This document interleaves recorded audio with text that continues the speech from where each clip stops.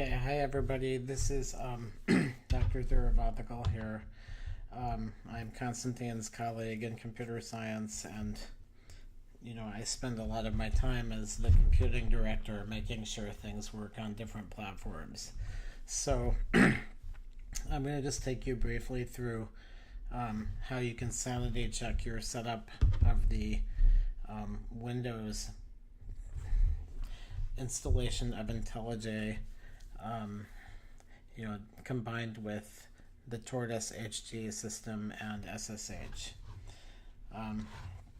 So basically, there are some instructions that Constantine has already provided for you. One is how to set up SSH for Mercurial.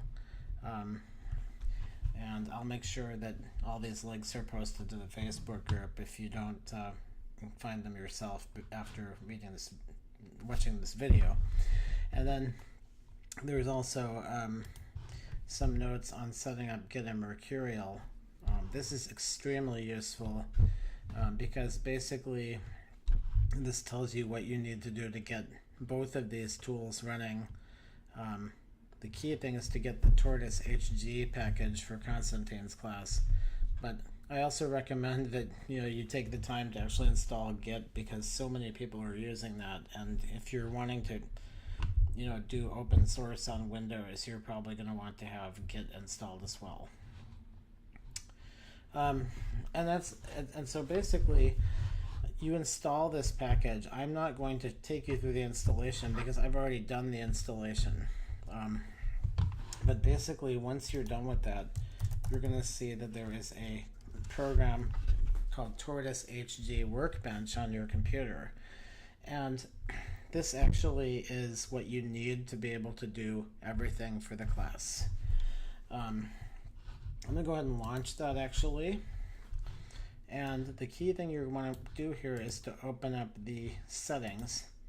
And you're going to want to follow those instructions in the tutorial that Constantine pointed out. So basically, if you take a look here, you'll see there is an edit file option. And you need to add this line in the UI settings. While you're at it, make sure that you have a proper username. This is really important for making sure that correct messages end up in the commit log when you're doing commits in HG. And then the line you need to add is this SSH line here, which is basically to invoke the tortoiseplink.exe program. This is actually how an SSH session is actuated from HG. You don't need to know all the details of what's going on here. This essentially opens up an SSH channel with full compression enabled, in case you want the basics. Okay, which makes your SSH transfer of project history go so much faster. Okay, so then once you've done that, then what you need to do is you need to make sure that you've set up the SSH key correctly. Okay, so basically you can generate a key. I'm going to actually load my key because basically this will also show you where you're supposed to put the key. So you need to create a folder in your home directory, which is .ssh. You can actually call it whatever you want, but the convention for working with SSH is usually to create a .ssh folder. So I have this key here that I already generated previously.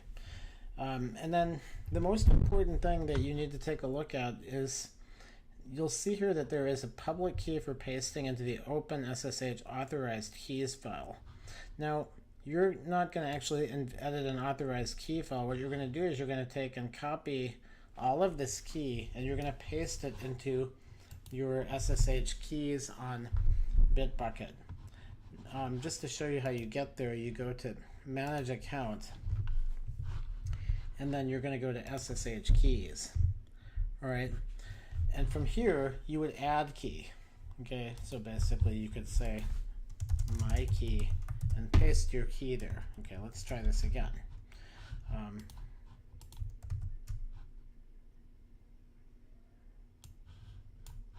Now, of course, I've already added this key, so technically I don't need to save this, but I'm just going to show you how it works. Okay, so you need to copy that exactly as is. Make sure there are no stray new lines or anything in here, because if there are, you are not going to have a proper SSH key. And you'll notice that actually there are even some utilities on other systems, like for example on the Mac, where you can copy your key. Let's see what that does. So basically there's some instructions here. Basically there is a program called pbcopy on the Mac that does this for you. But luckily you don't need to worry about that. You just need to make sure that you select all this text, Control-C and Control-V, and you should be ready. Okay, or you can right-click copy and right-click paste. Okay, then you'll click Add Key. I'm going to cancel this because I already did this with the Windows Putty VM. In case you're wondering, I'm actually running all of this in a virtual machine, and so you know, this is my way of being able to test things at home and show others that they work. Okay, so we've basically done that. Now there's a very important step that if you forget it, you're going to be in trouble, and that is you need to set up the private key within what's called Pageant. Okay, so you do, double click that. Now you can see that I already have this key here, but you're going to do Add Key. You will take the default RSA private key that you generated per the instructions, and you will actually open that and add it. Of course, I've already done it, so I don't think I want to do it again, but you can see it's actually smart enough to not add the key again. Okay, so that needs to be there. If you don't have this PuttyGen and Putty, the Pageant program running, this means that you forgot to install the SSH program. Okay, so make sure that you go back to the setup SSH for Mercurial, and also make sure that you did the full setup of the TortoiseHg program. TortoiseHg will install Putty for you. If for any reason you run into problems, you can always just download the Putty program. I recommend for all Windows users to install, there is a full installer, which is found right here, a Windows installer. Yeah, you can install this full installer here. Okay, you can also download all the individual programs, but I don't recommend this. I actually recommend installing right here, Putty 0.63 installer.exe. If you download and install that, then you will have everything you need. Now, let's go ahead and bring up IntelliJ now. So if you bring this up, okay, you will actually, so now, one thing you will find is that you should be able to just do this, check out from version control and Mercurial. All right, now you'll see that I already have done this. I've tried this before, but basically, let me just copy and paste that. But what you have is a blank field here, and you're checking out from this URL. All right, now if everything's going according to plan, you will be able to run the test, and you should actually see something about how this connection was successful. You're only going to get this success message if you actually followed everything I was saying, making sure that your Putty agent is running, and that is the Pageant agent, and that you have installed your key correctly. Okay, this includes both on the client side, where you have to have the private key, and on the server side, which is Bitbucket, where you have to have taken that open SSH authorized key file that I showed you here, and make sure that that is set up on the server. And then once you do that, you should be in what we call IntelliJ happiness. My project takes a long time to check out, but I'm going to go ahead and let it just do its thing so that everybody believes that it's really working. Keep in mind that my project is just a basic Scala project because none of the Android stuff, as far as I know, is going to work inside of a virtual machine. So I didn't want to check out Constantine's project and show you something that might not be working from end to end. So let's just let that do its thing. This might take a little bit because my project has a very big data set in it, which is a bunch of GenBank data from the National Center for Biological Infrastructure. Okay, so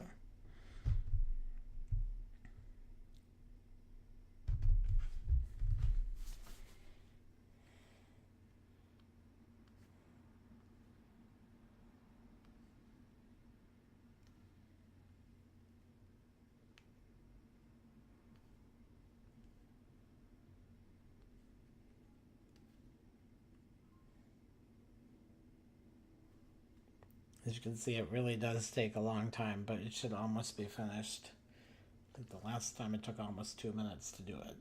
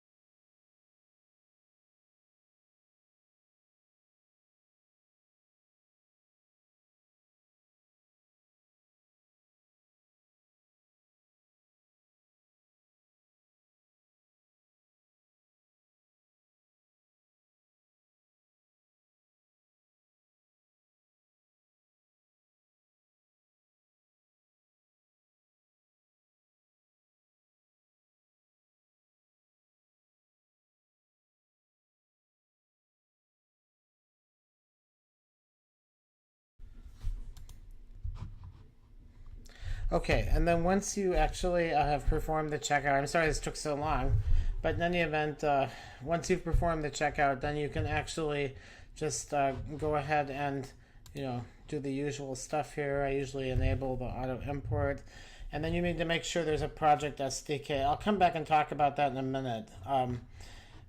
Because if you don't see something here, then this means you really need to launch IntelliJ the first time, maybe create a blank project or something, and then actually configure the global SDK. Okay, so let's let that do its thing.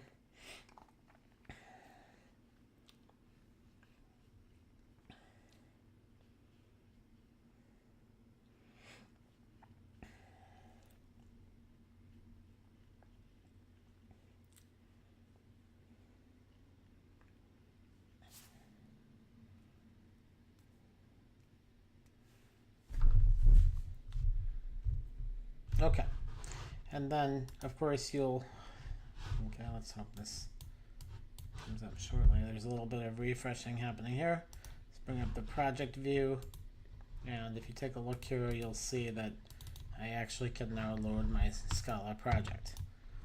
Okay, luckily no errors. Everything seems to be generally happy. Oh wait, there are some problems here, but this is probably with my library dependencies, so I would not worry about this. Now,